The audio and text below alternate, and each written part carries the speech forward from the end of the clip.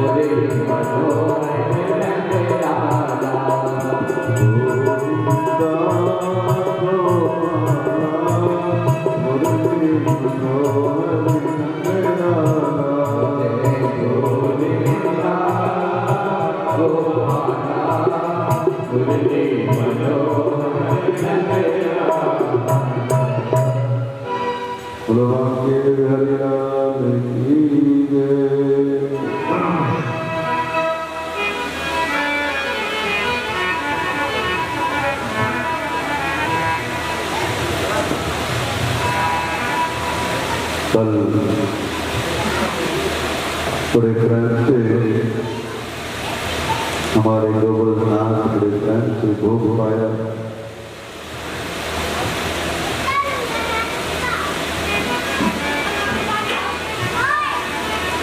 जब काफी देर हो गई भोजन पाते पाते भोग पाते पाते तो सभी बाल बाल में थे जोर की आवाज लगा करके बोलने लगे, अरे लाला हवा पे भैया, अरे सारे भोग पाएगा कुछ छोड़ेगा हमारे लिए। बहुत जोर से ब्रजवासियों ने आवाज लगाई, जय जयकार लगाई। लेकिन मेरे नाथ बड़े प्रेम से भोजन पा रहे हैं, ब्रजवासी जोर से जय जयकार लगा रहे हैं। कहते हैं इतनी जोर से जयकारा लगाया कि इंद्र के कान तक आवाज पहुंच गई। और जैसे इंद्र के कानों में आवाज पहुंची तो इंद्र को लगा न जाने आवाज कहां से आई। इंद्र बोला, भैया ये गाय का अल्लाह बता रखा है। देवर्षि नारद जी बोले, बस महाराज हो गया पत्ता साहब आपका। इतनी पुरानी हजारों वर्षों से चली आ रही थी आपकी पूजा, और एक आज छोटे से 7 वर्ष के बालक ने 7 वर्ष के बच्चे के लाला ने तुम्हारी पूजा को भक्त करवा दिया। अरे आश्चर्य तो ये है कि वो खुद ही भगवान बनकर के बैठा है। सबसे बड़ा आश्चर्य तो ये है वो खुद ही भगवान बनकर के बैठा है। आज नारद जी मुझसे कहते हैं, अब तक तो आपने अपनी पूजा कराई, लेकिन आज एक 7 वर्ष का बालक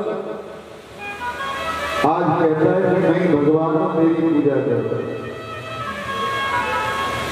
जैसे इंद्र ने सुना, एक इंद्र ने कहा, इंद्र ने मेघ मालाओं को आदेश दिया कि जाओ पूरे मंडल में जाकर करके जोर से वर्षा करो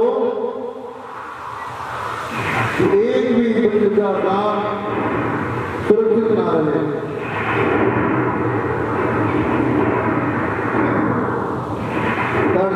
से बड़ी जोर की बारिश शुरू हो गई। काले पीले बादल आगे विश्वास में रोते रोते दुनिया की सरकने गए। अरे बाबा हमारी रक्षा करो, रक्षा करो। जैसी जोर जोर की बारिश आई, सभी गुजरातियों की जाकर के लाना से लाना, रक्षा करो हमारी रक्षा करो। जैसे कि जोर ने देखा इस सब की मेहरबानी से हुआ, जो डरता वही हो गया। आज मेरे दोस्त ने कहा कैसा चीज में नमक डाला है में। कन्हैया बोले आप चिंता ना करें, सब लोग आने बंद करके गिरिराज महाराज का ध्यान करिए।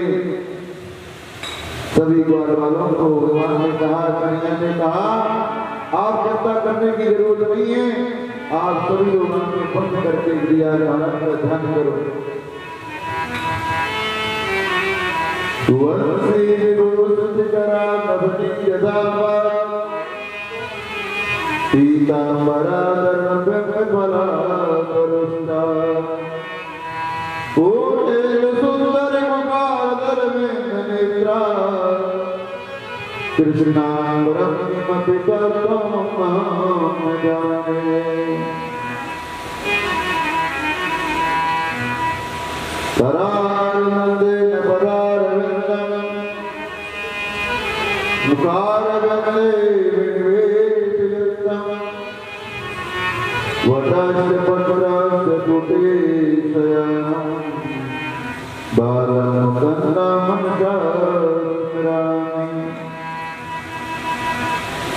बोलो गणपति भगवान की जय। आज मेरे कन्हैया बोले लाला चिंता करने की कोई जरूरत नहीं है, केवल गिरिराज महाराज का ध्यान करो। ब्रजवासी ने अपने नेत्रों को बंद किया, भगवान गिरिराज का ध्यान किया। मेरे गोविंद ने बाएं हाथ पर क्रिया उठा लिया और दक्षिणी उंगली के कई पर गिरिराज को धारण किया। बोलो गणपति भगवान की जय। देखिए आज सब 60 वर्ष की कृष्ण से 60 कोस लंबे चौड़े गिरिराज को उसके मन की भावना को तो देखो। जब कन्हैया ने इतनी उंगली के कई पर गिरिराज धारण कर लिया तो मेरे कन्हैया कहते हैं भैया लाला आ जाओ, ब्रजवासियों अंदर आ जाओ। सभी ब्रजवासी गिरिराज के पीछे आ गए। मूसलाधार वर्षा हो रही थी। ऐसी वर्षा दत्त बाबा ने अपनी 85 वर्ष की उम्र में कभी नहीं देखी। जैसे ब्रजवासी अपनी सामने लेकर के नीचे आए, यमुना कहाँ बह रही है, पानी कहाँ है पता नहीं चलता। यमुना और वर्षा का जल सब एक हो गया। ये नहीं पता कि स्थल कहाँ पे है, यमुना कहाँ पे है, पानी कहाँ पे है। जब 3 दिन हो गए कृष्ण को गिरिराज धारण किए, पानी बंद नहीं हो रहा, मूसलाधार वर्षा हो रही है। तो ब्रजवासी ने क्या किया, अपनी अपनी छड़ी लगा ली गिरिराज के पीछे। तब मधुमंगल बोलो लाला 3 दिन से सोए ना है, एक काम कर भैया। अरे लाला थोड़ा तो विश्राम कर ले, थक गए हो। कन्हैया बोले भैया अरे मधुमंगल यदि मैं विश्राम करता तो गिरिराज महाराज नीचे की तरफ आ जाए। आज ब्रजवासी बोले लाला तो चिंता मत कर, हमने लाठियां लगा रखी है, लाखों छड़ी लगा रखी है। लेकिन कन्हैया बोले भैया अरे मधुमंगल आप लोग नहीं जानते, तुम्हारी छड़ी में इतनी शक्ति नहीं है जो गिरिराज महाराज को धारण कर सके। अच्छा तो क्या तुमने ही सोच रखी है कि गिरिराज धारण कर रखे? आज ब्रजवासी कहते हैं क्या तूने ही सोच रखा है कि गिरिराज पर्वत में ढक रखा है? तो कन्हैया के मुंह से निकल गया, भैया मैं तो भगवान हूँ। ब्रजवासी बोले अगर कौन है तू? अब जरा बोलिए कौन है? तो मेरे कन्हैया ने दोबारा बोल दिया कि मैं भगवान हूँ। कन्हैया बोले देखो आज जो हंसी कहते हैं जब तू भगवान है तो ये बता दे तुमने ऐसा कौन सा काम किया जो भगवान करते हैं? आज मेरे कन्हैया कहते हैं अरे भैया ब्रजवासी अगर सुनना ही चाहते हो कि मैंने ऐसा कौन सा काम किया, मैंने एक काम नहीं किया, मैंने तो अनेक काम किए।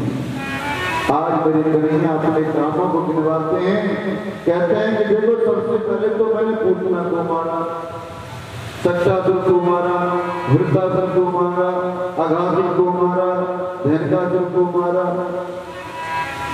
तब ब्रजवासी कहने लगे हाँ लाला बस रहने दे, ज्यादा झूठ मत बोले, मारी तेने पूतना। अरे तेने पूतना मारी तो भैया कहाँ भयो? वह मरी मराई किसने दिया? तो हमने भी मारी। ब्रजवासी कहते हैं अगर तुमने पूतना मारी तो कौन सा बड़ा काम कर दियो? अरे उस मरी मराई में तो कसर दिया तो हमने भी मारी। हमको दूसरे लोग छोड़ना है, हमारे बीच में भगवान बनने के हैं लोग। छोटो सो लाला अरे भैया हम कह रहे हैं 7 वर्ष तो लाला हार गए होगो तो विश्राम कर ले। कन्हैया बोले अच्छा तो उंगली हटाऊंगी? ब्रजवासी कहते हटा लो। अब अर्जुन ने सोचा जरा ढीली करके तो देखूं। मेरे गोविंद ने जैसे उंगली को थोड़ा सा ढीला किया तो गिरिराज के नीचे आने लगे। जैसे गिरिराज के नीचे आए जितनी हजारों लाखों छड़ी थी सारी बीच में से झटक करके टूट गई और जोर से लगे अरे कन्हैया, अरे लाला जरा समान, अरे भैया समान। भगवान ने फिर धारण कर लिया। बोलो गिरिराज धरण की जय। ब्रजवासी बोले चोरी लाला हमारी मोटी मोटी छड़ी टूट गई और तेने पतली सी उंगली पर ये गोवर्धन आज लोगों को बताना ही पड़ेगा कि तेरी उंगली में शक्ति कहां से आई? भगवान बोले भैया बड़ी समस्या है, यदि मैं कहूंगा कि मैं भगवान हूं तो लोग नहीं मानते। अब मुझसे बताओ जी शक्ति कहां से आई? मेरे गोविंद ने बहुत सुंदर जवाब दिया ब्रजवासियों को। और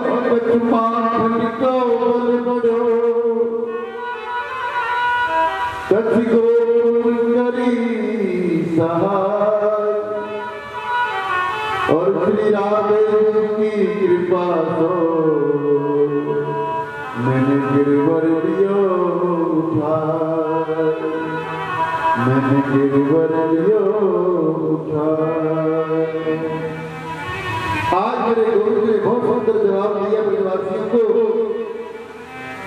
देखो भैया एक तो मैंने माखन खाया, एक तो वासन के ऊपर, एक आप सब गांव के लोगों ने मेरी सहायता की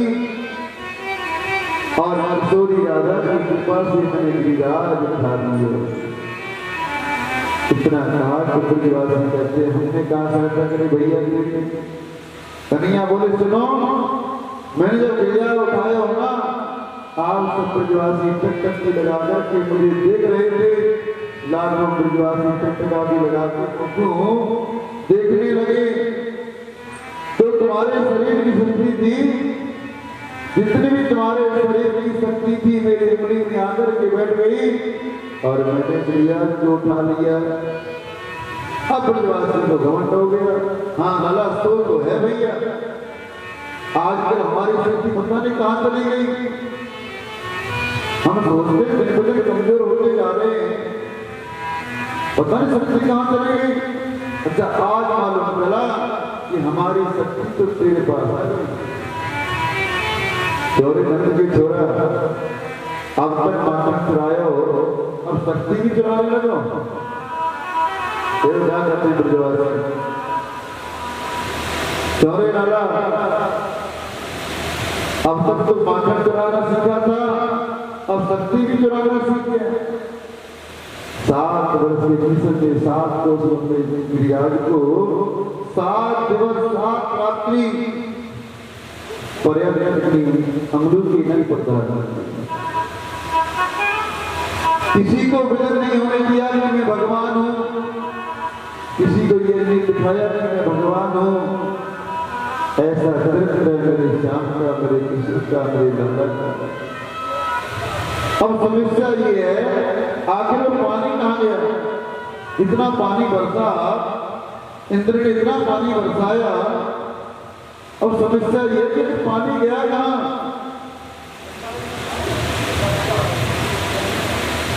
इंद्र ने अपने सैनिकों से कहा, जाकर देखो कि ब्रजमंडल अभी पूरा बहा तो नहीं बहा।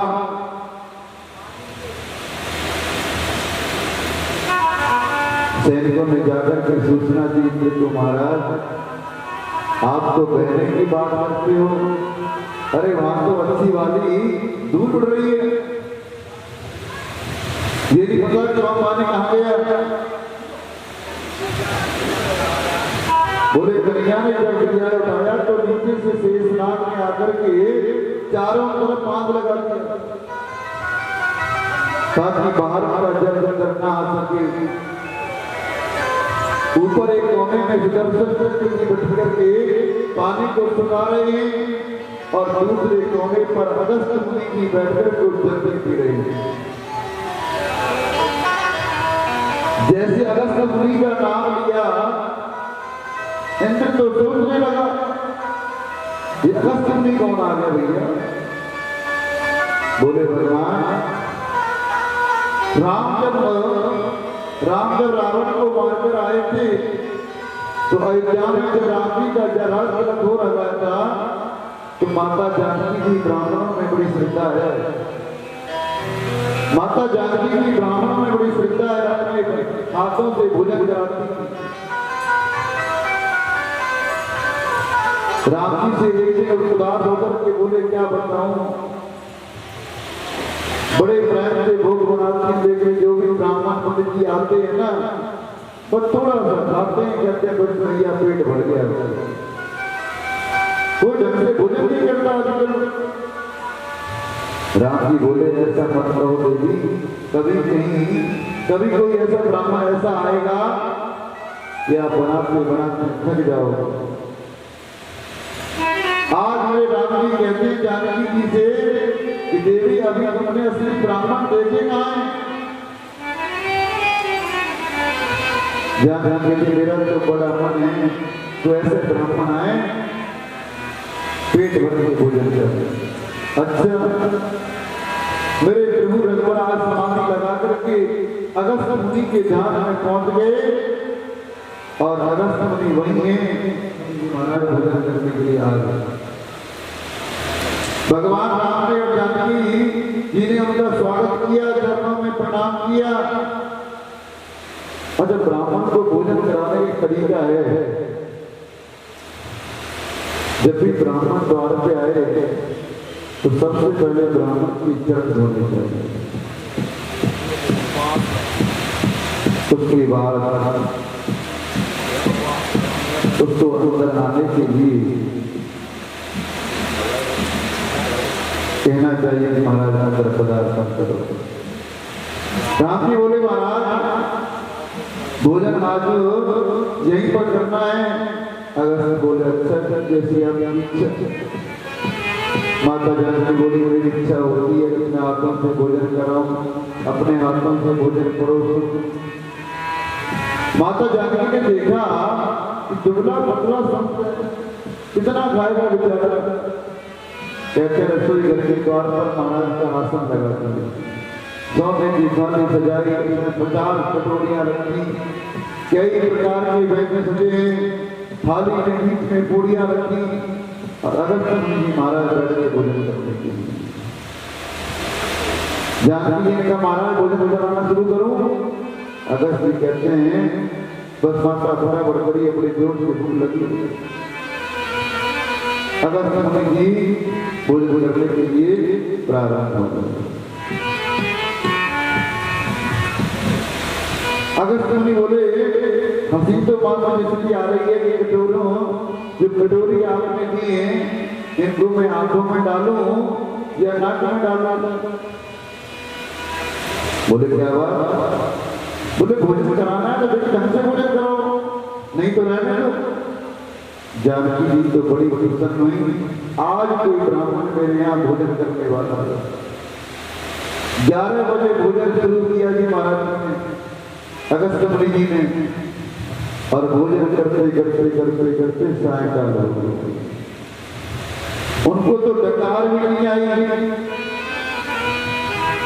जानकी जी ने 15 बार तो आटा गूंथ लिया। जब सायंकाल हो गई तो अगस्त मुनि से बोली, महाराज और कुछ चाहिए क्या? अगस्त मुनि बोले, भैया अभी तो शुरुआत ही नहीं हुई, अभी तो कुछ भी नहीं। जानकी जी नहीं बाबा नहीं, आप बड़े प्रेम से पाइए, मैं अभी आता हूँ। जानकी जी ने गणेश जी को, दोनों पत्नियों को बुलाया, रति सिद्धि को, और बोली माता मैंने ब्राह्मण तो बोल थे, वो ऐसे ब्राह्मण रिद्धि सिद्धि से आनंद की प्रार्थना की। देखो महाराज अगस्त मुनि भोजन कर रहे हैं, कुछ भी हो जाए भूख के लिए उठे नहीं है, आज अपने सारे भंडारों को छोड़ दो, लेकिन मेरे महात्मा मेरा ब्राह्मण भूखा नहीं जाना चाहिए। रिद्धि सिद्धि जहाँ बैठ जाए वहां क्या कमी हो सकती है, लेकिन आज रिद्धि सिद्धि पूरी बनाकर महाराज को करो। लो जी ब्राह्मण देवता प्रेम से भोजन करके 3 दिन की 3 रात्रि हो गए, महाराज जी का अखंड भोजन चल रहा है। जानकी जी रसोई के द्वार पर आई तो रिद्धि सिद्धि के सामने ही माता जानकी ने गणपति जी को बुलाया और गणेश जी रसोईया भर के आ गए। नवविधि को बुलाया, रिद्धि सिद्धि सब नवविधि सारे मिलकर के पूड़ी बना रहे हैं, पूड़ी बेल रहे हैं, और गणपत महाराज की जरिया में पूड़ी निकाल करके अगस्त मुनि को प्रेम से परोस रहे। महाराज जी मुंह में खाते जा रहे हैं। 15 दिन 15 रात्रि पूरी हो गई, भोजन चल रहा है। जब 16वां दिन पूरा हो गया, अगस्त मुनि के चेहरे पर कोई सुगंध नहीं आई। 17वां दिन में भोजन कर चल रहा था तो जानकी जी आई और महाराज को प्रणाम किया। महाराज प्रणाम करती हम। अगस्त महाराज ने कहा सिर चौरा करती रहो, लेकिन अभी वार्ता नहीं कर सकता क्योंकि अभी हमारा भोजन चल रहा है और भोजन के बीच में कभी किसी को बोलना नहीं चाहिए।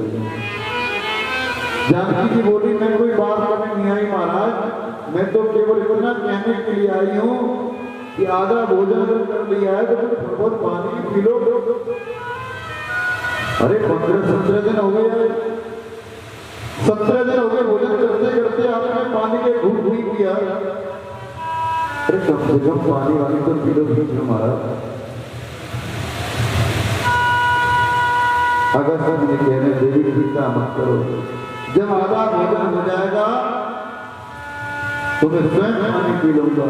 इतना कहा तो जानकी देवी तो अपना सिर पकड़ ली। अरे महाराज अच्छा ब्राह्मण आया। 17 दिन भोजन करने के बाद भी कहते हैं अभी आधा भोजन पूरा नहीं हुआ।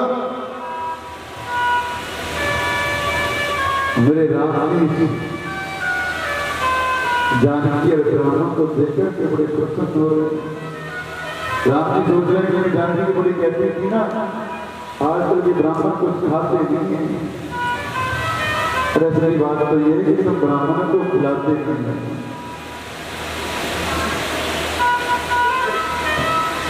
आज मेरे राम जी दोनों को देखकर के बड़े प्रसन्न हो रहे हैं।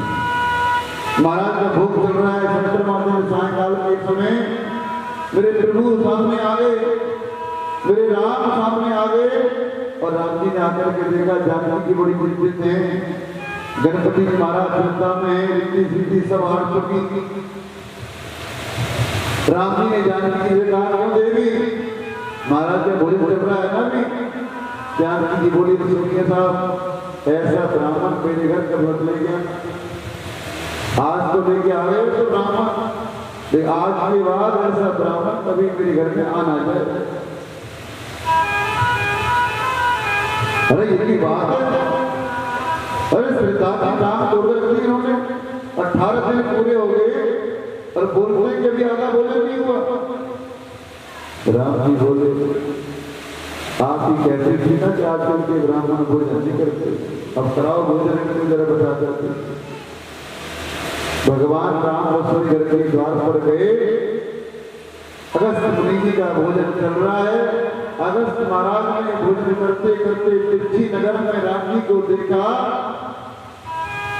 और मेरे प्रभु से इशारा किया, महाराज बस करूं अभी और चलो आगे। भगवान ने कह रहे हैं बस करोगे।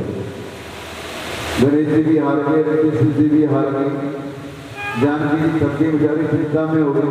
अब रहने दो, भगवान ने कहा रहने दो। 18 बजे शाम को महाराज को डकार आ गई।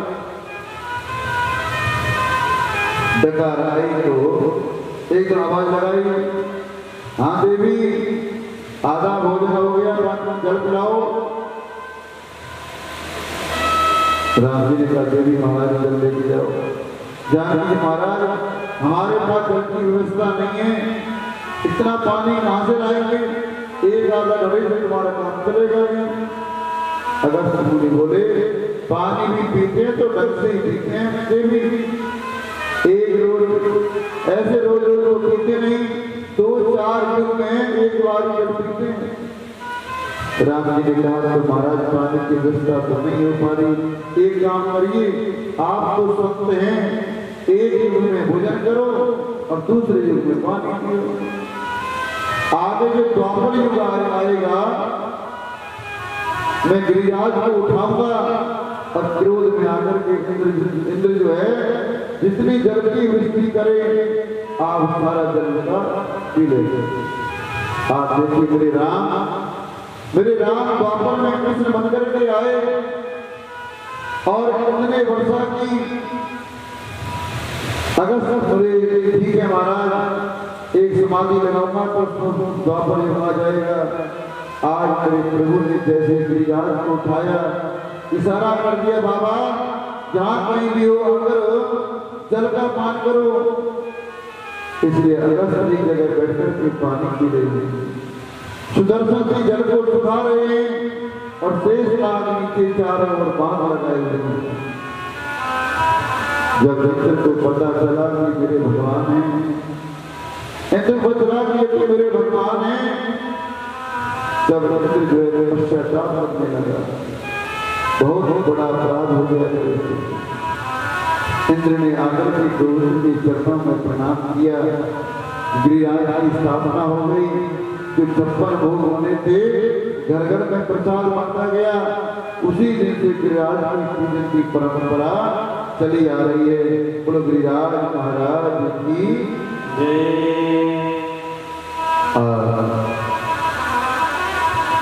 कहते हैं कि भाव से एक फूल भी यदि हम भगवान को देते हैं तो स्वीकार कर देते हैं, लेकिन कोई भगवान को प्रेम से पुकारे तो सही।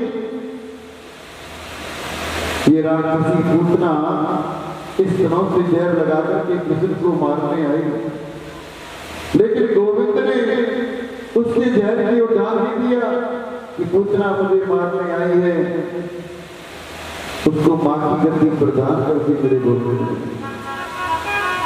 जो मैया को मुक्ति मिलनी चाहिए थी, आज मेरे गोविंद ने प्रथम वो पूतना को दे दी।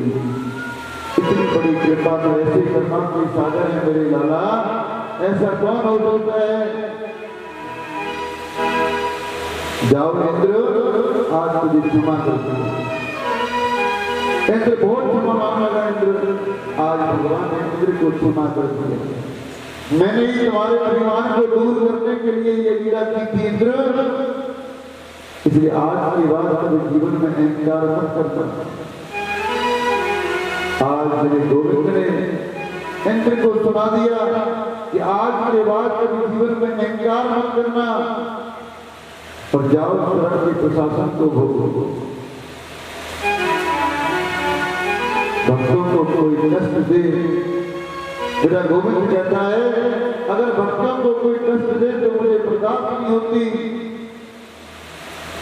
भक्त मेरा है और मैं भक्त का हूं, ये प्रतिज्ञा मैं कभी छोड़ नहीं सकता, जीवन में कभी अभिमान नहीं करता इंद्र। लेकिन यहाँ एक कीर्तन होता है, ब्रह्मा ने गलती की थी, भगवान के द्वार बच्चों को चुराकर के ब्रह्मा ले गए, 1 वर्ष तक उन्हें कृष्ण से दूर रखा। फिर ब्रह्मा ने क्षमा मांगकर के 40 मंत्रों में भगवान की स्तुति की, लेकिन एक शब्द भी श्री कृष्ण बोले नहीं। ऐसा वर्णन आता है श्रीमद् भागवत में, 40 मंत्रों की स्तुति सुनकर भी कृष्ण भगवान बोले नहीं। इंद्र ने गलती की, पूरे ब्रह्मांड को बहाने का षड्यंत्र किया और फिर केवल 10 मंत्रों में इंद्र ने आकर के स्तुति की तो भगवान ने इंद्र को क्षमा कर दिया। आज मेरे प्रभु ने इंद्र को क्षमा कर दिया।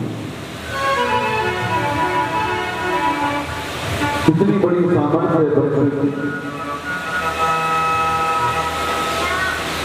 प्रभु ने कहा कि जाओ स्वर्ग के प्रशासन को संभालो और फिर पृथ्वी प्रति कभी तुम्हारी निष्ठा बनी रहेगी तो दूर रहने पर भी तुम्हें लगेगा तुम यही हो। आज मेरे गोविंद रहने को भी प्रभु ने तो गीता में कहा है कि प्राणी जब ज्ञान की चरम परिणति पर पहुंचता है तो उसे पराभक्ति की प्राप्ति हो जाती है। और मेरे प्यारों, भक्ति 2 प्रकार की होती है। एक होती है प्रारंभ भक्ति, जिसे हम सकाम भक्ति कहते हैं। प्रारंभ भक्ति से में जीव जब प्रवेश करता है तो उसके माध्यम से प्रभु का स्मरण करता है। उस भक्ति को उन्होंने स्थिति पर जाने पर ज्ञान प्राप्त होता है और ज्ञान के रास्ते पर चलते चलते जब अंतिम सिद्धि पर पहुंचते हैं फिर जीव को परमात्मा की पराभक्ति की प्राप्ति हो जाती है। उसे सिर्फ पराभक्ति मिल जाती है, भक्ति में निष्कामता आ जाए। हमारे चैतन्य प्रभु जी कहते हैं परमात्मा की भक्ति के बदले यदि हम मोक्ष की कामना करते हैं, मोक्ष की इच्छा रखते हैं तो भी हमारी भक्ति श्रेष्ठ नहीं हो सकती। इसलिए परमात्मा के चरणों में जो भक्ति की जाए वो निष्काम करो और निष्काम प्रीति जिसके मन में आ जाए उसकी प्रीति से गोविंद जीत जाता है। भागवत में जो श्री सुखदेव जी कहते हैं कोई 4 वेदों का प्रकांड पंडित हो या 6 शास्त्रों का निष्णात विद्वान हो जाए लेकिन कृष्ण के चरणों में प्रेम नहीं है तो गोपाल उसको जल्दी नहीं मिल सकता है। जितना मर्जी वेदों का ज्ञाता हो, अगर उसका मेरे कृष्ण के चरणों में प्रेम नहीं है तो गोपाल उसको कभी नहीं मिलता। कन्हैया की सखा बोले जाता बहुत दूर आगे भूख लग रही है। कन्हैया बोले यहाँ से थोड़ी दूर पर ब्राह्मण यज्ञ कर रहे हैं, शत्रुघ्न समाज के पंडित जी उनके पास जाओ और फिर से भोजन की सामग्री मांगकर के ले आओ। पंडित जी यज्ञ मंडप में हवन कर रहे हैं। यज्ञ के कुछ नियम होते हैं कि हाथ में कलावा बना था, पालकी लगाकर बैठे थे, बड़ा नियम का पालन करके यज्ञ में बैठे थे। जैसे ब्रजवासियों ने जाकर के पंडित जी को प्रणाम किया, हे ब्राह्मण देवता, हम श्री कृष्ण बलराम के आदेश का पालन करने के लिए आए हैं। यहाँ से थोड़ी दूर पर कृष्ण बलराम दोनों भैया गेहूं चुराते आए हैं और हम दोनों को बड़ी जोर से भूख लगी है। आप इनके खाने के लिए कुछ न कुछ भोजन सामग्री देते। अब पंडित जी को अभिमान था। पंडित जी ने एकदम जोर से कह दिया चलो जाओ, और इशारे से बोले हो जाओ यहाँ से। एक तो ब्रजवासी सखाओं को लग रही थी भूख, दूसरे पंडित जी ने फटकार लगा दी। बेचारे लोग पंडित सखा आए, कन्हैया बोले हाँ लाला कहा भयो कुछ खावे के कहीं आया तो ना आयो। सखा बोले अंगार लाए खा लो। कन्हैया बोले भैया ऐसे भाई को बोलो लाला, रहने दे भैया, हमें कहाँ में भेज दिया। वे पंडित जी इतने अभिमानी हैं, हमारी तो राम नाम भी ना ली और हमने प्रणाम दंडवत किया। ऐसे अभिमान के पास नहीं जाना चाहिए। कन्हैया बोले तुम बड़े भोले हो लाला, ये बेचारे ब्रजवासी बड़े भोले हो। अरे भैया पंडित जी के पास क्यों गए, माताओं के पास क्यों नहीं है। माताओं के पास जाकर तो प्रत्येक थाली भर भर के भोजन मिलता, क्योंकि माताओं में करुणा होती है, माताओं में करुणा होती है। पुरुष की अपेक्षा माताओं का हृदय ज्यादा कोमल होता है, इनमें ज्यादा करुणा होती है। मेरे लाला कहते हैं भैया आप एक बार माताओं को कहते तो माताएं आपको न जाने कितना भोजन तय कर। सखा बोले भैया लाला मैंने पहले क्यों न बताई, अब माताओं के पास चले जाएंगे। इस बार कृष्ण के मित्र सखा गए, ना तो पंडित जी से राम राम करी, ना तो प्रणाम किया, सीधे अंदर घर में घुस गए। और जैसे अंदर घुसे, अब पंडित जी लोग सुहा सुहा करके हवन कर रहे थे, लेकिन मन तो उनके घर के द्वार पर। एक तरफ पंडित जी हवन कर रहे हैं, लेकिन उनका जो मन है वो घर के द्वार पर है, नहीं कोई चोर ना घुस जाए घर के अंदर। और ये सभी का स्वभाव है, व्यक्ति मंदिर जाता है तो हाथ जोड़ के भगवान के सामने खड़ा होता है, लेकिन मन होता है चप्पलों पे कहीं बड़ी चप्पल चोरी ना हो जाए। ऐसे पंडित जी महाराज हवन कर रहे थे, जोर से श्वास श्वास हो गए थे, लेकिन मन था उनका दरबार पर। लेकिन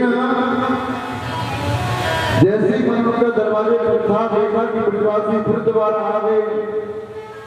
अब तो हमारे घर में घुसे जा रहे महाराज। वहां बड़ी सुशीला परम भक्तिशाली पत्नियां बैठी थी। द्वार वालों को देखते ही बोली आओ भैया आओ बैठ जाओ। इसलिए कहते हैं कि माताओं में बड़ी करुणा होती है। अगर कभी कुछ मांगना हो तो माताओं से मांगना, पुरुष से मत मांगना, क्योंकि पुरुष के अंदर कहीं ना कहीं अभिमान होता है और माताओं के अंदर अभिमान नहीं होता है।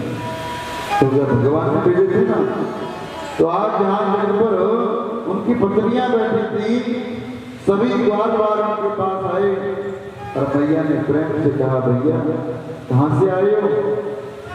बोले माता जी हम कृष्ण बलराम की सखा हैं, दोनों भैया गाय चरा रहे हैं ना पास में, तो हम लोग वृंदावन से बहुत दूर आ गए।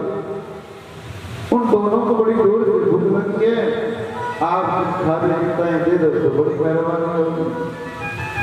जैसे ये पत्नियों ने सुना कि हमारे गोविंद लाल हमारा लाला आ गया, सुनो भैया तुम कुछ देर बैठ जाओ, अभी हम भोग बनाती हैं। ब्रजवासी वहां बैठ गए, माताओं ने चूल्हा जलाया, महाराज इतना सुंदर भोजन बनाया, इतना सुंदर भोजन बनाया। कहते हैं ब्रजवासी सखा जो आए थे उस सुगंध लेकर ही पेट भर गए। ब्रजवासी बोले लाला बड़ी खुशी की बात, आज माताओं ने चूल्हा जलाया, स्वादिष्ट भोजन बनाया,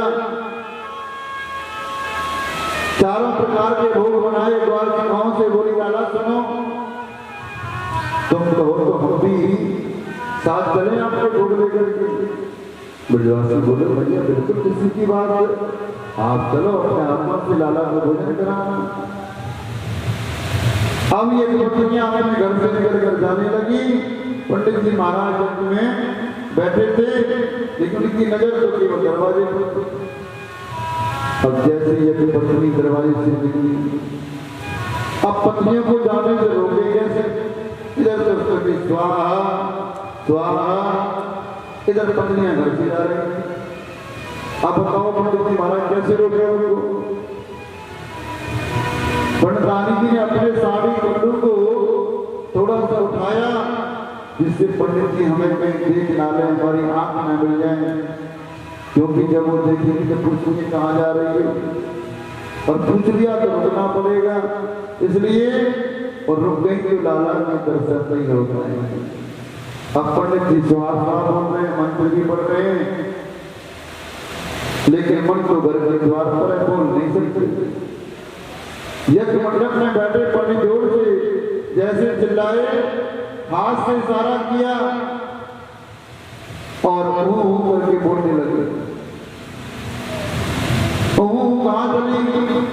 पत्नियों ने कोई जवाब नहीं दिया। तीसरी बार जब पंडित जी ने इशारा किया, जब पत्नियां इशारे से करके बोली, तुम चुप बैठ जाओ, हम तो जा रहे हैं।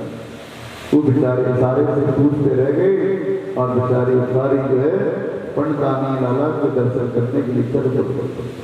मेरे गोपाल वट वृक्ष के नीचे बैठे थे। आचार्य सुखदेव जी बहुत बहुत वर्णन करते हैं, श्याम वर्ण की कृष्ण की कांति, गौर वर्ण के बलराम, दोनों की झांकी को जब माताओं ने देखा तो हर्ष से गदगद हो गई, खुशी से गदगद हो गई। भगवान ने माताओं को देखा तो भगवान ने क्या कहा?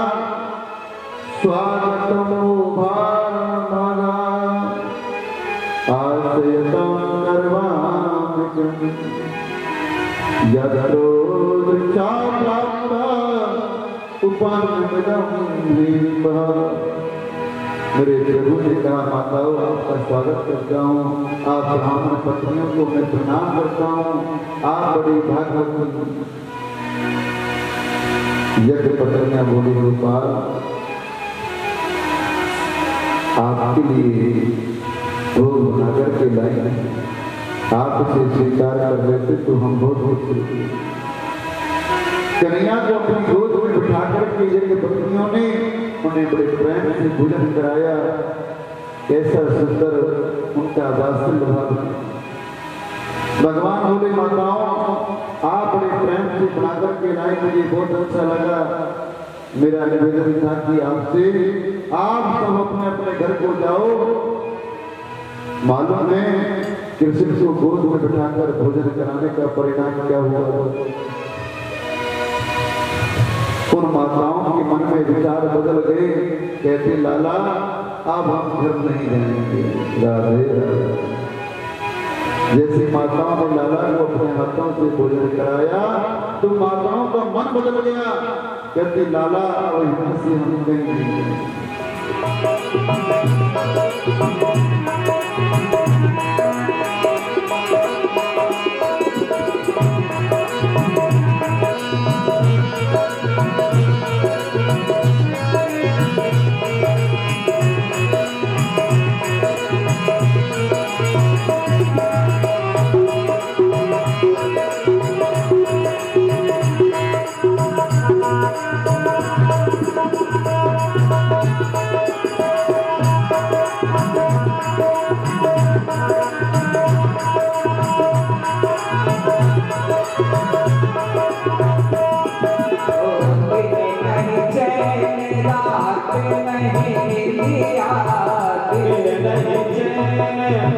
रात नहीं दिया, दिन नहीं चैन, रात नहीं दिया,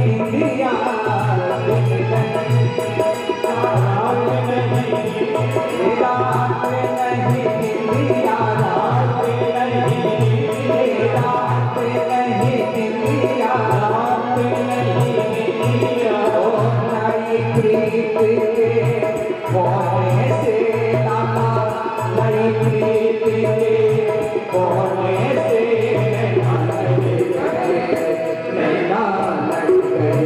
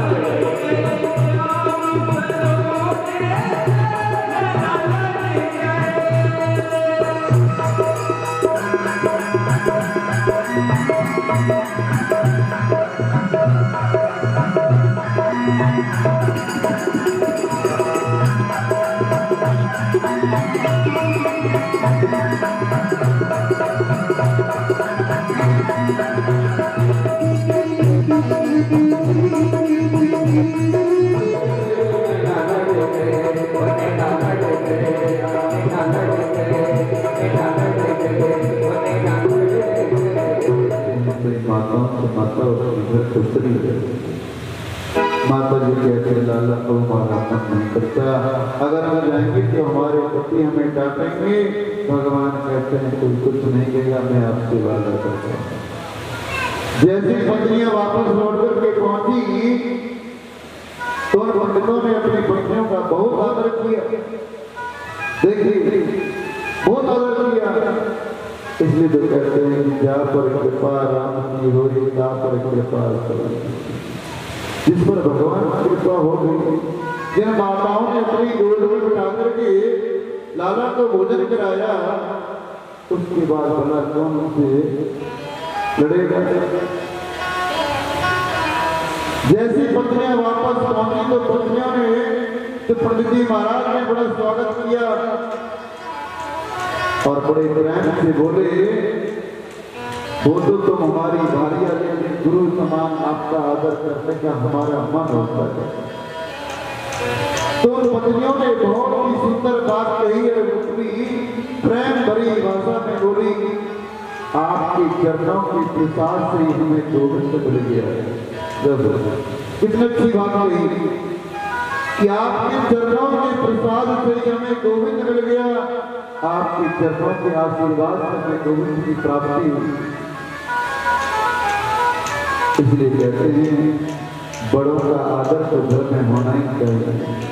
पति का सम्मान रखना स्त्री का सबसे परम पवित्र है। घर में सास ससुर का सम्मान करना बहू का कर्तव्य बनता है। यदि बहू ये सोचे कि सासू जी पुराने जमाने की हैं, मैं पढ़ी लिखी हूँ, इनको प्रणाम करने की क्या जरूरत है। सास तो कहते हैं वो आपकी धर्म माता है, उनको प्रणाम करना चाहिए। सासू जी का कर्तव्य क्या है कि मेरे घर में आई हुई जो बहू है, जैसे मेरी बेटी एक परिवार में गई, ऐसे किसी परिवार की बेटी मेरे घर में बनकर के आई। अपनी बेटी की तरह अपने बहू का ख्याल रखना चाहिए। आज भगवान जैसे माताओं को कहा कि आप कुछ नहीं कहेंगे, तभी पंडित जी महाराज ने उनका सत्कार किया और देखिए माताओं ने उनको अच्छे जवाब दिया। पंडित जी कहा कि आप ना होते, आपके चरणों के प्रसाद में हमें गौरव प्राप्त। कहने का भाव ये है, भगवान से प्रीति करो, भगवान से प्रेम करो। अगर भगवान की कृपा आपके ऊपर है तो सबकी कृपा आपको में आप ही बन पाएगी। बोलो जय जय।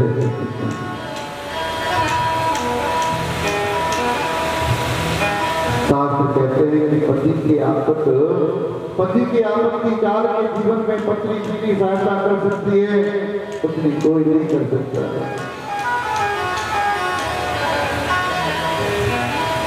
भगवान ने अपने ब्रजवासियों को संपन्न वैकुंठ दर्शन कराया। एकादशी व्रत करके जब बाबा ने रात्रि में यमुना स्नान करने के लिए गए, वह लोग जाकर के अपने बाबा को छुड़ाया।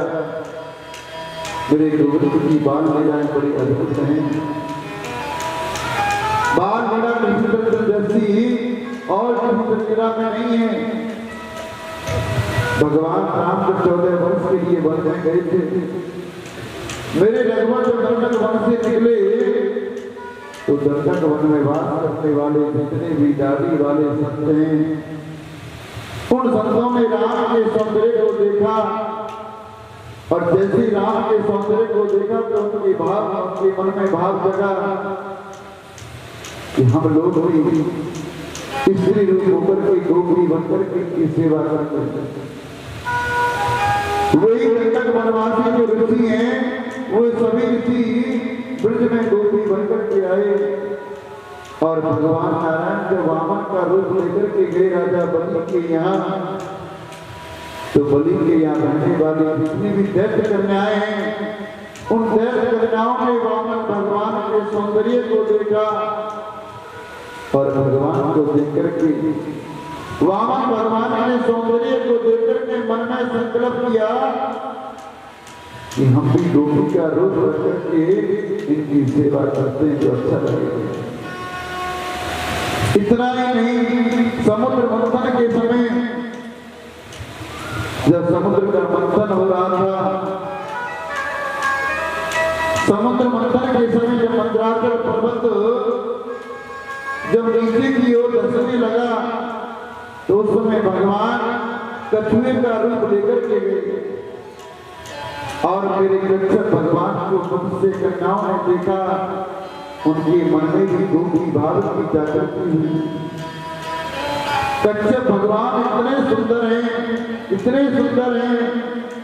इतना ही नहीं, हमारे जो 4 वेद है ना, ऋग्वेद, यजुर्वेद, सामवेद, अथर्ववेद, इन चारों वेदों में 3 कांड हैं। एक है ज्ञान कांड, एक है उपासना कांड और एक है कर्म कांड। 3 कांड हैं। चारों वेदों के मंत्रों को यदि गिनना आरंभ कर दें तो चारों वेदों के जो मंत्र हैं वो 1 लाख हैं। 1 लाख मंत्रों में 4000 मंत्र हैं ज्ञान कांड के, 80,000 मंत्र हैं कर्म कांड के और 16,000 मंत्र हैं उपासना कांड के। परमात्मा के समीप चले जाने का नाम उपासना है। 80,000 कर्म कांड के जो वेद मंत्र हैं वे सभी मंत्र ब्रजमंडल में गोपी बन के आए। इन गोपियों के अलग अलग विभाग हैं, चित्त रूपा, मुनि रूपा, साधन सिद्धा, शरण सिद्धा, दैत्य कन्या, मत्स्य कन्या, ये सब गोपियों के रूप हैं। और देखो एक बहुत अच्छी बात, ये किसी की बेटी नहीं बनी, कोई किसी की पत्नी नहीं बनी, लेकिन इनका गोपी बनकर आने का जो मूल प्रथम उद्देश्य है वो है किसी भी प्रकार कृष्ण की प्राप्ति हो जाए, मेरे ठाकुर की प्राप्ति हो जाए। आज शरद पूर्णिमा की रात्रि थी तो मेरे लाला ने वेदों का विरोध किया, मेरे कन्हैया यमुना के किनारे चले गए, बड़े विनय लग रहे हैं और गोविंद ने वहां मूर्ति का अपराध किया। अब एक विचित्र बात कृष्ण है, एक मुरली है और बजाने वाले भी वहां एक, लेकिन सुनने वाले तो मेरे ठाकुर ने ऐसी बंसी बजाई, ऐसी बंसी बजाई, 84 कोस के ब्रजमंडल में जितनी भी गोपी थी उन ब्रजनाओं के ऐसा लगा जैसे कि मानो श्री कृष्ण मुरली में हमारा नाम पुकार रहे हैं। इतनी बड़ा सुंदर बंसी बजाई, बड़े भाव से बंसी बजाई और जैसे गोपियों ने शरीर को क्या ऐसी बंसी बजाई श्याम ने, मेरी सुध बिसराई श्याम ने, ओ ऐसी बंसी बजाई श्याम ने, मेरी सुध बिसराई श्याम ने। मैं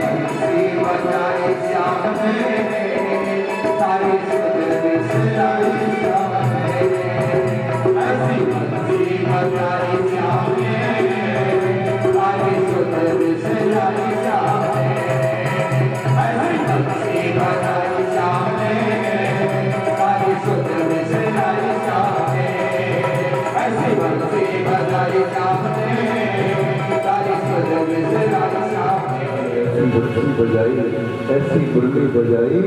कहते हैं कि 84 कोष के ब्रह्मंडल में रहने वाली जितनी भी गोपियां उन सभी को ऐसा लगा मानो जैसे श्री कृष्ण मुरली में हमारा नाम ले। जो गोपी जिस कार्य में व्यस्त थी उसी कार्य को छोड़कर के बीच में चली गई। लाखों गोपियों को ऐसे लगा ये तो मेरा नाम है, कोई कहती है तो मेरे नाम से पुकार रहे हैं।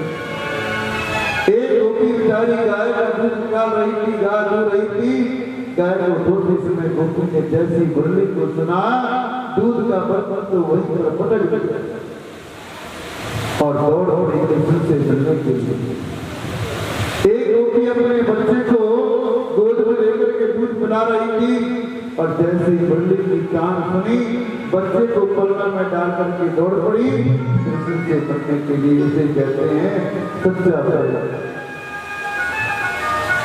एक गोपी तो अपनी आंखों में काजल लगा रही थी और जैसे मुरली की सुना बस एक काम में काजल लगाया, दूसरी में लगाया नहीं और प्रेम में दौड़ करके दौड़ पड़ी।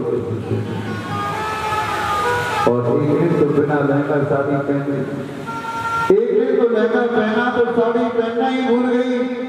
ऐसी परिस्थितियां गोपियों की बन गई, अस्त व्यस्त गोपियों के वस्त्र हो गए। एक गोपी के पति भोजन कर रहे थे, भोजन परोस रही थी और जैसे मुरली को सुना, मुरली को सुनकर के उनकी परिस्थिति ऐसे बनी। पति ने कहा कि दाल में थोड़ा नमक दे दो, तो मांगा तो नमक और डाल दिया। कहते हैं कि नमक की जगह शक्कर डाल दिया। पति बोले देवी आगे तुम्हारा ध्यान कहाँ है, आगे तुम कहाँ जा रही हो? तो अपने पति से कहती है अभी बताने का समय नहीं है। ऐसा कहकर के भगवान कृष्ण से मिलने के लिए दौड़ो। एक गोपी के पति ने तो गोपी को पकड़ करके कक्ष में बंद कर दिया, ताला लगा दिया कि आज हम तुम्हें नहीं जाने देंगे।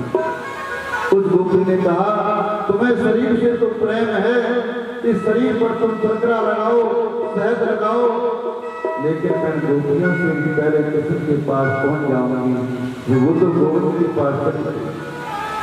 राजा ने कहा इन गोपियों का जो कृष्ण के प्रति अनुराग है, जो प्रेम है, जो अनुशक्ति है, महाराज ये अनुशक्ति प्रेम की तो नहीं, ये तो कांत मानती है, हमें प्रेम मानती है, हमें और ऐसा मानकर के कृष्ण के चरणों में प्रेम करना अच्छी बात है। आचार्य सुखदेव जी महाराज कहते हैं राजा मैंने पहले तुम्हें बताया था किसी भी भाव से कृष्ण के चरणों में प्रेम करो।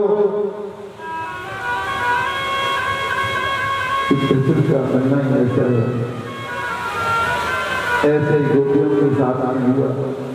ये लाखों गोपियां दौड़ी दौड़ी आई कृष्ण के पास। कृष्ण जिधर भी नजर डालते हैं उधर उधर ही गोपियां नजर आती हैं। गोपियों को देखकर के मेरे गोविंद मुस्कुराने लगे और गोपियों से बोले स्वागत आप आई, आपका स्वागत करता हूँ। आज मेरे लाला कहते हैं देवियों वास्तव में ये महाभागाओं आपके आगमन से आज मुझे बहुत आनंद आ रहा है, लेकिन स्वागत करते करते मेरे गोविंद ने मुस्कुरा करके कहा आप आई हूँ तो स्वागत की बात है, लेकिन क्यों आई ये बताना पड़ेगा। गोपियां बोली फिर वो क्या बताएं, सबको छोड़ करके चल गए। आपकी मुरली की तान ऐसे सुनी आज हम सब छोड़ करके चल गए। देखिए ये हमसे पूछ रही क्यों आई। ये लाखों गोपियां नीची नजर करके खड़ी हो गई और कन्हैया बोले आप बताती क्यों नहीं। ये रात्रि कितनी घोर रूप है देवियों, इस घोर रूपा रात्रि में अपने पतियों को छोड़ करके इस निर्जल वन में मेरे पास चली आई कि अच्छी बात है। आज भगवान सभी गोपियों को वापस लौटने के कहते गोपियां अपने घर जाओ, अपने पतियों की सेवा करो, ये नारी के लिए परम कर्तव्य और सबसे परम धर्म है। बेचारे गोपियों ने कोई जवाब नहीं दिया। वे शांत बैठ के नीचे गर्दन करके कन्हैया ने कहा, मैंने जवाब नहीं दिया। अच्छा मैं समझ गया, आप इसलिए आई हो कि तुमने जंगल नहीं देखा। अब आपने जंगल भी देख लिया, आप कृपा करके अपने घर चलते। बड़ा सुंदर यमुना का किनारा है, सुंदर बने। अब आपने देख लिया ना, लेकिन देवी जंगल में बड़े बड़े जंतु भी रहते हैं, शेर भी रहते हैं, बिच्छू भी रहते हैं, भालू भी रहते हैं, रीछ भी रहते हैं। तुम सबको छोड़कर के यहाँ चली आई, इसलिए मैं आपसे दोबारा निवेदन करता हूँ कि आप जीव को अपने पास बुलाता है, और जीव जब पास में आता है तो भगवान ठोक ठोक करके उसकी परीक्षा लेते हैं कि अच्छा है या पक्का है। परीक्षा लेता है कि आया तो है, लेकिन संसार की वासनाओं को लेकर तो नहीं आया। यदि सांसारिक भावनाओं को लेकर के आया है तो इसका आना बिल्कुल व्यर्थ है। इसलिए श्री कृष्ण गोपियों की पहले परीक्षा ले रहे हैं। उन्हें कहते हैं कि ये पतिव्रता नारी के लक्षण नहीं है, इसलिए देवियों के अपने घर को लो। भगवान कहते हैं कि एक पतिव्रता स्त्री थी, घर के आंगन में बैठी चावल पीट रही थी। पति कहीं बाहर से आए तो पति देव को देखते वो खड़ी हो गई। चावल अलग रख दिया, पति पत्नी दोनों बैठे हैं। तो बैठे बैठे पति को नींद आ गई, पत्नी की गोद में सिर रखकर के सो गया। उसका एक 15 महीने का बच्चा था। वे बालक दुश्मन करते हुए अग्निकुंड के पास गिरता हुआ चला गया। उस नारी ने अपने बच्चे को देखा। अब ये बालक क्या समझे, कहीं अग्निकुंड में गिर ना जाए, ऐसा उसकी पत्नी सोच रही। लेकिन करे क्या, उसने सोचा कि बच्चे को बचाने के लिए जाती तो मेरे पति का दिल नष्ट हो जाए। पत्नी अभी अभी आदर के थके हुए सोए हैं, इनको जगाऊं कैसे? यदि बालक को बचाने के लिए जाऊं तो ये बालक अंदर के रात हो जाएगा। इसी कहते हैं परीक्षा की घड़ी। एक तरफ बालक अग्निकुंड के पास जा रहा है, एक तरफ पति की अभी अभी आंखें लगी हैं, थका हुआ गुजारा बाहर से है। आचार्य सुखदेव कहते हैं, प्रभु ने गोपियों से कहा अपना विचार वो मन में कर रही थी। उसका बालक अग्निकुंड के पास जाकर के झांकने लगा, और झांकने लगा, तुरंत अग्निकुंड में पलट गया। नारी ने अपने आंखों को बंद कर लिया, सोचा कि मेरा बालक तो जल करके राख हो गया होगा। सोचा कि मेरा बालक राख भले ही हो जाए, लेकिन मेरा पतिव्रत धर्म नष्ट नहीं कर सकता। 1 घंटे के बाद जब पति की नींद खुली, पत्नी दौड़ी दौड़ी अग्निकुंड के पास में गई तो देखा अग्निकुंड में बड़ी जोर से जल रही अग्नि, लेकिन जलते हुए कुंड में उसका बालक किलोल कर रहा है, खेल रहा है। ये मेरे गोविंद की कृपा है। बोलो कृष्ण भगवान की जय। पति धर्म की प्रभाव से जल रही अग्नि आज चंदन की समान शीतल हो।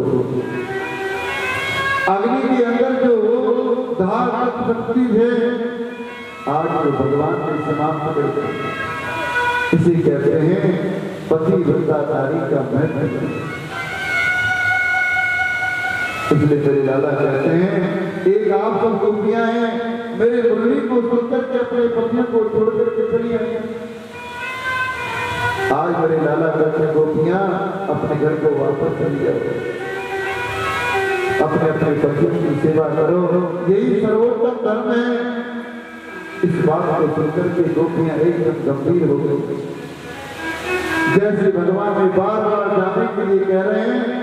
तो गोपियों के नेत्रों से अश्रु प्रभाव बैठे, जल की धारा बहने लगी। भगवान बड़ी कठिन परीक्षा लेते। गोपियों ने कृष्ण से कहा, आप तो हमें बार बार घर जाने को कहते हो ना गोपाल, ये बिल्कुल अच्छा नहीं कर रहे। सारे विषय को हमने त्याग दिया और आपकी चरण कमलों की प्राप्ति के लिए यहाँ आए हैं।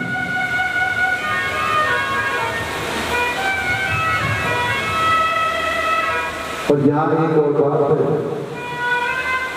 इसका मतलब यही है कि शरीर का पति है, शरीर की पत्नी है, शरीर की सासुती है, शरीर का बेटा है, लेकिन आत्मा का पति तो मेरा श्री कृष्ण है, इसके सिवाय कोई नहीं हो सकता। जब तक देह के प्रति अभ्यास है, जब तक देह के प्रति थोड़ा अभिमान है, तब तक देह के संबंध रखने वालों के प्रति प्रेम होना स्वाभाविक है। आप अपने चारों तरफ देखते हो, पति भी है, पत्नी भी है, पत्नी भी है, लेकिन सब धर्म के साथी हैं। आंखें खुली हैं तो सब नजर आते हैं, और आंखें बंद हो जाए तो कोई नजर नहीं आता, मेरा दोस्त नजर आता है। आज गोपियां भगवान के दोस्त हैं, परंतु जब हम ये समझें कि देह में नहीं हूं, मैं तो आत्मा हूं, आपने जो पतिव्रता नारी का उपदेश किया, ऐसी दो चार कथा हम भी जानते हैं। आज देखिए गोपियां भगवान की कथा सुनाती हैं, अरे लाला एक दो चार कथा तो हम भी जानती हैं। भगवान बोले अच्छा आप कथा भी जानती हो? बिल्कुल। गोपियां कहती हैं एक पतिव्रता नारी थी, पति की बड़ी सेवा करती, नलाती बुलाती गिराती बुलाती सेवा करती। एक बार उसके पति ने कहा हम तो परदेश जा रहे हैं धन कमाने के लिए। पत्नी ने कहा मैं तो आपके बिना रह नहीं सकती। पत्नी ने कहा, पति ने अपनी मूर्ति बना करके पत्नी को दे दी। कहा देवी ये मूर्ति मैं तुम्हें दे रहा हूं, जब मेरी याद आए तो सामने रखकर इसकी पूजा कर लेना। पत्नी बोली ठीक है। पत्नी घर में पति की मूर्ति की सेवा कर रही है। पति बाहर खड़े खड़े सागर खटकाते हैं, देवी दरवाजा खोलो। पत्नी सोचती है खोलने कैसे जाऊं, पता नहीं द्वार पर कौन आ गया। यदि द्वार खोलने जाऊं तो मेरा पति फिर तो धर्मस्थ हो जाएगा। मैं अंदर बैठे घर में पति की सेवा कर रही हूँ, फिर द्वार खोलने कैसे जाऊं। 1 घंटे तक पति द्वार पर दरवाजा खटखटाता रहा, लेकिन वो खोलने के लिए नहीं आई। गोपियों ने कहा श्री कृष्ण हम आपसे प्रश्न करती हैं, आप क्या समझते हो उस स्त्री को जाकर के दरवाजा खोलना चाहिए कि नहीं? भगवान बोले ये भी कुछ पूछने की बात है। अरे सीधी सी बात है, सच्चे पति जब आ जाए तो झूठे पति की सेवा की जरूरत नहीं, तुरंत द्वार खोल करके उनका स्वागत करके उनकी सेवा करनी चाहिए। गोपियां श्री कृष्ण से बोली आपने अपने ही श्री मुख से न्याय कर दिया गोविंद, अब तक हमने भी मिट्टी की पतियों की बड़ी सेवा की, लेकिन आत्मा का पति तो श्री कृष्ण है। आज हमें परमात्मा मिल गया, उन पतियों की सेवा करके अब बताओ हमें क्यों भेज रहे हो? आज गोपियां कहते हैं भगवान से ऐसे वर को क्यों परे जो जन्मे और मर जाए, और पर मरिए गोपाल जी, पर मरिए गोपाल जी, जासे जुड़ली अमर हो जाए। गोपियां कहती हैं लाला ऐसे वर को क्या बने, जन्म लेता है उसके बाद मर जाता है। अरे करता है तो गोपाल को करो ना, एक बार आ जाए तो अमर हो जाए। मीरा से लोगों ने कहा राणा परिवार बनाया, तुम्हें कितना अच्छी पिता, तुम्हें कितना अच्छा पति मिला है, तुम्हें खुशियां मनानी चाहिए। मीरा ने बड़ा अच्छा जवाब दिया, ऐसे पति से बढ़ने से क्या फायदा। आज पति का वर्णन किया, 10 दिन बाद वह रथ देखना पड़ेगा। यदि वरना है तो गोपाल का वर्णन करो।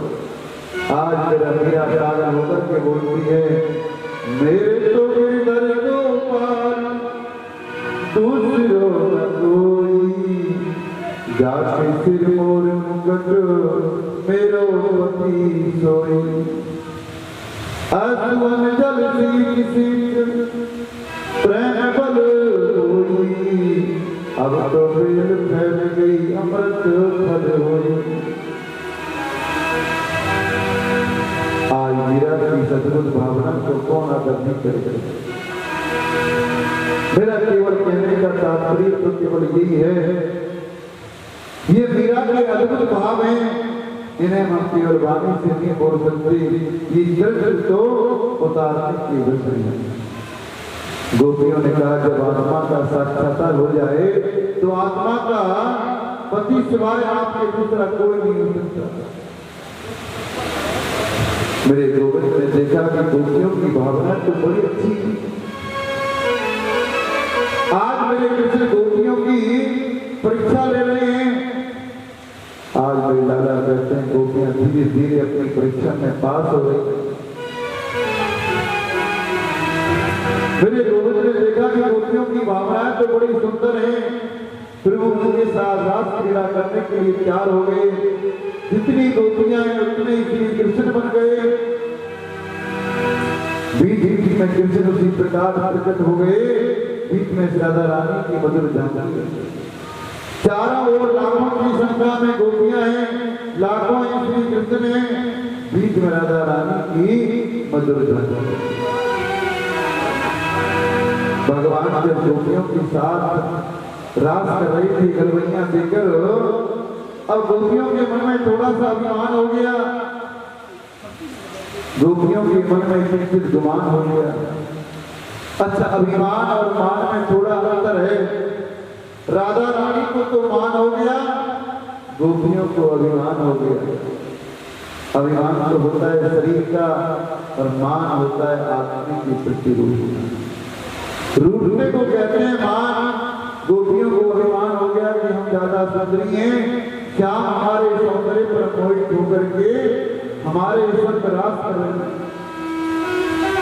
राधा रानी को मान ये हो गया कि हमें और गोपियों में कोई अंतर नहीं। जैसे गोपियों के संग रास बता रहे हैं वैसे मेरे संग रास बता रहे हैं। अब तक तो गोपियों की गलवैया में श्री कृष्ण नृत्य कर रहे हैं। अब जैसे राधा रानी को लेकर के गोविंद अंतर ध्यान हुए तो गोपियां रोने लगी। चारों तरफ देखा कि श्री कृष्ण कहाँ है। चारों तरफ ढूंढा देखे मेरे कृष्ण का दर्शन तो नहीं हो रहा। गोपियों ने वृंदावन में एक एक वृक्ष के पास जाकर के देखा, झाड़ियों में देखा, यमुना किनारे देखा, लेकिन मेरे गोविंद का कहीं दर्शन नहीं हुआ। अब कृष्ण को खोजते खोजते गोपियों की परिस्थिति ऐसी बन गई, जो कोई उनके सामने आए उसी को कृष्ण समझे, कृष्ण का कोई संदेश भाग समझे उन्हीं को कृष्ण समझे। अब गोपियों ने आकर के विष्णु से कहा, पीपल से कहा, कोई जवाब नहीं। तुलसी देवी को प्रणाम करके कहा गोपियों ने, हे तुलसी माता, गोविंद के चरणों की तुम परम हो, प्रेसी हो, बताओ ना मेरे बंधन कहाँ चले गए। हमारे शरीर को सुंदर समझा, शरीर के सौंदर्य के अभिमान को किया। हमने थोड़ा शरीर का अभिमान किया तो ये हमने अच्छा नहीं किया। तुलसी ने भी कोई जवाब नहीं दिया। आज देखिए पृथ्वी देवी को प्रणाम करके बोली, हे पृथ्वी माता, केशव के चरणों का परम हो, संपदन तुम्हें मिलता है। अब तुम ही बता दो कि हमारे जाना कहाँ गए। श्री कृष्ण में छोड़कर के कहाँ चले गए। हमें जानती हैं श्री कृष्ण चमड़े का सौंदर्य नहीं देखते, हमें जानते हैं कृष्ण शरीर का सौंदर्य नहीं देखते, फिर भी हमने शरीर का अपमान किया। कहते हैं कि पृथ्वी ने भी कोई जवाब नहीं। कृष्ण को खोजते खोजते लगा, कृष्ण को खोजते खोजते लगा कि मानो मैं ही कृष्ण हूँ। एक गोपी कहती है, आ जाओ मेरे लाला, आ जाओ मेरे दिलवासी ने मेरी तरफ आया। एक गोपी ने मुरली बजाने का अनुरोध किया, और कहा गाय दूर चली गई है, सब आ जाओ। सारी गोपियां यमुना के किनारे पर आकर के बैठ गई, बीच में राधा रानी बैठ गई, लाखों गोपियां बैठ गई और ढूंढना बंद कर दिया। काफी देर ढूंढने के बाद में थक गई और सब गोपियां राधा रानी के साथ बैठी हैं। शरद पूर्णिमा की रात्रि का अर्थ है, कृष्ण मिलने की कामना को लेकर एक बड़ा मंगल गीत गाया, इसी को हम कहते हैं गोपी गीत। सभी भगवान का सिमरन करेंगे, अपने मन में ओम भगवती वासुदेवा का जाप करेंगे और हम आपको गोपी गीत सुनाएंगे। आज सभी गोपियां यमुना के किनारे बैठकर के गोपी गीत सुना रहे हैं भगवान को। फिर वो हम तो आ जाओ कम से कम। जय देविया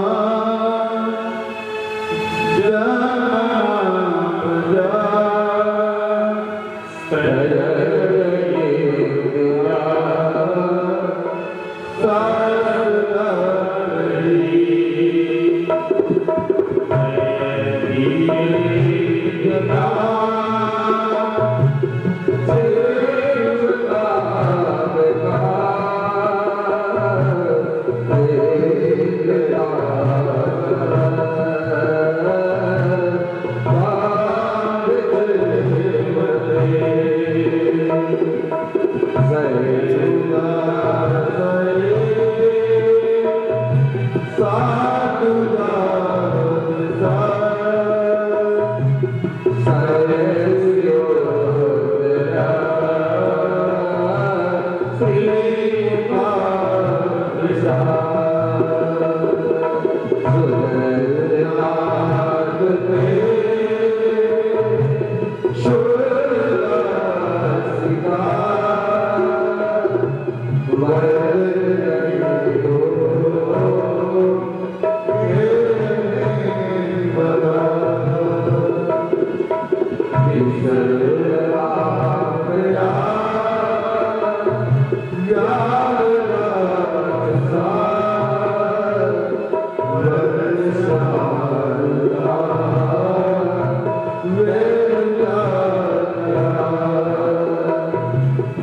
Krishna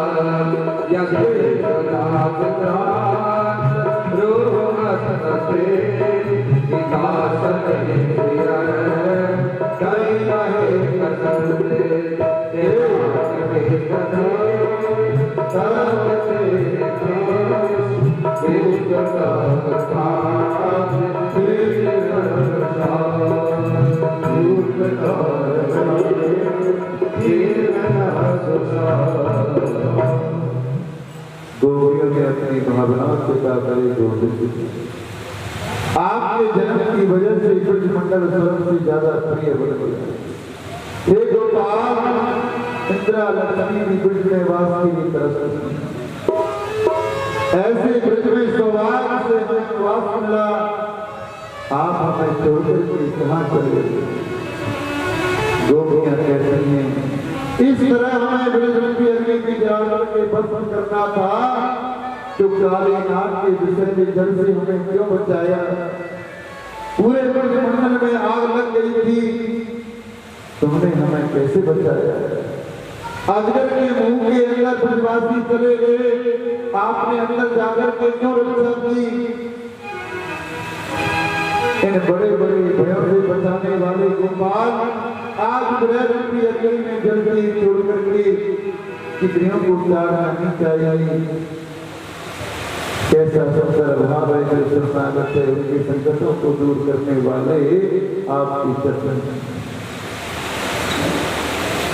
हे गोपाल, हम केवल इसलिए नहीं रोती कि आप हमें छोड़ करके क्यों चले गए, बल्कि इसलिए रोती हैं आपकी चरण बड़े कोमल हैं। एक बार माता चुराकर के आप जब भागने लगे तो मैं आपके पीछे पीछे दौड़ी, गोपी बोली आओ, आप मुझे लेकर के धूप में दौड़ कर के भागने लगे। मैंने तो कहा था आप भागे, तो मैंने कहा था अरे तुमने माखन चुरा लिया, कोई बात नहीं, माखन तो है, ये भूमि कितनी तप रही है मेरे माधव, भागो। कोमल चरणों में बड़ी तकलीफ होगी, आज मेरी चरणों को देखकर के गोपियां रो रही हैं। सच्चा जैसे राम राम कहते कहते दशरथ ने अपने प्राणों को त्याग दिया, आज मेरी प्रेमिका भी मेरी भक्ति की ओर है। सच्चा प्रेमी तो उसे मानता हूँ जो मेरे वियोग में अपने प्राणों को भी छोड़ दे। गोपियां कहती हैं गोविंद, यदि आप ऐसा सोच रहे हैं तो हमारा भी आपसे प्रश्न है कि दशरथ भी तो आपके बिना एक क्षण भी जीवित नहीं रहे, लेकिन माता जानकी अशोक वाटिका में आपके बिना कितने दिन जीवित रहे, तो क्या आपके प्रति प्रेम नहीं था? जानकी का आपके प्रति प्रेम नहीं था? हनुमंत लाल को गले लगा करके राम ने रोते हुए कहा, हनुमान जानकी मेरे वियोग में जीवित नहीं रह सकती, उनका प्राणत्व हो गया। हनुमान जी बोले प्राण तो निकलने को राजी होते हैं, लेकिन बड़ी सुंदर बात कही हनुमान जी महाराज ने राम जी से कि नाम पहाड़ों दिवस ध्यान तुम्हारे कपार और प्राण जहाँ की बात। हनुमान जी कहते हैं राम जी से, जानकी के प्राण को निकलने को तैयार होते हैं प्रभु, लेकिन आपका नाम रूपी पहरेदार माता के चरणों की रक्षा करता है। माता जानकी की प्राण जब पहरेदार को धक्के देकर के निकलते हैं तो आपका ध्यान रूपी द्वार लग जाता है, आपका नाम रूपी ध्यान का ताला लग जाता है, तो फिर प्राण कैसे कर सकते हैं? आज गोपियां कहती हैं बिल्कुल यही परिस्थिति हमारी है गोविंद। आज गोपियों के इस मन भाव नाटा कैसे दर्शन कर रहे हैं, गोपियां कहती हैं आप कहोगे कि तुमने छोड़ा, पतियों को छोड़ दिया, पुत्रों को छोड़ दिया, परिवार को छोड़ दिया, और बताओ गोविंद क्या छोड़ सकती है? यदि आप आकर के नहीं मिले तो गोपाल हम ब्रह्मरूपी अग्नि में जलकर के शरीर का अंत कर देंगे। गोपियों ने बार बार वचन की भावना को प्रकट किया, मेरे गोविंद के मन में भाव जग गया, और गोपियों के मनोभाव का दर्शन करने के बाद भगवान प्रकट हो गए।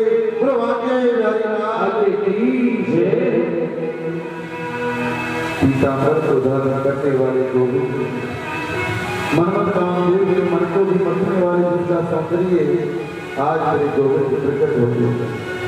जैसे गोपियों के बीच में मेरे प्रभु प्रकट हुए, सुखदेव जी कहते हैं परीक्षित तुम्हें इसका वर्णन कैसे? वे गोपियों के बीच में प्रकट हुए तो गोविंद को देखकर के से खड़ी हो गई, मानो शरीर से निकली हुई प्राण वापस आ गए। ऐसे होते दोनों में से किसी से प्रेम नहीं करते, आप सबसे श्रेष्ठ किसे मानते हैं? मेरे प्रभु ने कहा प्रेम करने के बदले जहाँ प्रेम किया जाता है गोपियों, वहाँ स्वार्थ ज्यादा होता है। प्रेम नहीं, वो प्रेम नहीं करने वालों से जहाँ प्रेम किया जाता है वहाँ प्रेम भी है, धर्म भी है और सुख भी है। जैसे माता पिता का पुत्र कितना भी उलंघ हो जाए फिर भी उसके हृदय में पुत्र के प्रति प्रेम रहता है। जो प्रेम करने वालों से भी प्रेम नहीं करते और नहीं करने वालों से भी नहीं करें, ऐसी व्यक्ति मेरी दृष्टि में 4 प्रकार की होती है। एक तो होगी आत्मराम, दूसरी होगी आपत्काम, तीसरा है पूर्ण काम और चौथा है कृतरोगी। जो अपनी आत्मा में रमण करता है उससे प्रेम करो, चाहे ना करो, वो प्रेम की तरह नहीं पड़ता। जिसकी कामनाएं पूर्ण हो चुकी वो भी प्रेम नहीं करता। प्रेम करने वाले से प्रेम नहीं करना, ये बहुत बड़ा दुख है। गोपियां बोली तो आप 4 नंबर वाले की मालूम होते हो। भगवान बोले कैसे? बोली हमने सर्वस्व छोड़ दिया, आप हमें छोड़कर के वृंदावन में कहीं छुप गए। न जाने गोविंद तुमने कितना तड़पाया, कितना रुलाया, ऐसा आपने गोविंद तुमने क्यों किया? तो मेरे गोविंद बोले देवियों, किसी निर्धन व्यक्ति को धन मिले, किसी निर्धन व्यक्ति को अगर धन मिल जाए और वो भी अकस्मात और वो धन नष्ट हो जाए तो उसे प्राप्त करने के लिए बड़ा प्रयास करना पड़ता है। धन कैसे मिले? उसी प्रकार मेरा गोविंद कहता है मैं एक बार जीवों के सम्मुख प्रकट होकर के अंतर्धान हो जाता हूँ ताकि थोड़ा बहुत भी मन में लगा है तो मुझे पाने का प्रयास करना। भगवान ने कहा कहता हूँ गोपियों, प्रेम की बातें सब करते हैं, प्रेम का प्रतीक क्या है ये मैंने तुमसे आज जीवन में देखा है। आज मेरे प्रभु कहते हैं देवियों, तुम साक्षात प्रेम की मूर्ति हो, देवताओं की समान लंबी उम्र भी मिल जाए तुम्हें, गोपियों तुम्हारे मुंह में उड़न नहीं हो सकता। अब गोविंद कहता है कि अब मैं आप लोगों के साथ रास विहार करूंगा। बोले रास विहार करोगे? बोला कामदेव बोला हमारा नाम तो कामदेव है, जहाँ सुंदर स्त्री हो और सुंदर पुरुष हो दोनों एक नाम में मिल जाए तो वहां मैं पहुंच जाता हूँ। भगवान बोले क्यों? कामदेव जी भूल गए, याद नहीं रहा? शंकर जी युग में मैंने तुम्हें जलाकर के भस्म कर दिया। आज मेरे बोले बाबा, बोले राम अवतार में आपने पृथ्वी को धारण किया था। जो लोग एक पत्नी को धारण करते हैं वो तो व्रतधारी समझे जाते हैं। राम की आंखों के सामने कोई नारी आई तो उसे या तो बहन के रूप में देखते हैं या वो मां के रूप में देखते हैं। आचार्य देव जी ने बहुत अच्छा वर्णन किया। एक विचित्र नृत्य किया, जितनी गोपी उतने कृष्ण राधा जी के चरण दबाने लगे, उनको पीछे जाकर तो कंधे पर मुखार रंग स्थापित करके विश्रांति का अनुभव करती। इस प्रकार नृत्य करते रहे और भगवान शंकर दौड़े दौड़े आए रास का दर्शन करने के लिए। उन्हें अंदर जाने की अनुमति मिली तो गोपियों से बोले अरे हम तो कैलाश से आए हैं। गोपी बोली दर्शन करना है? शंकर जी बोले हाँ, तो चलो प्रेम सरोवर में गोता लगाओ। और जैसे मेरे भोले बाबा ने प्रेम सरोवर में गोता लगाया, सिद्धि ने गोता लगाया तो गोपी बन गई बाबा और बड़े प्रेम से कहते हैं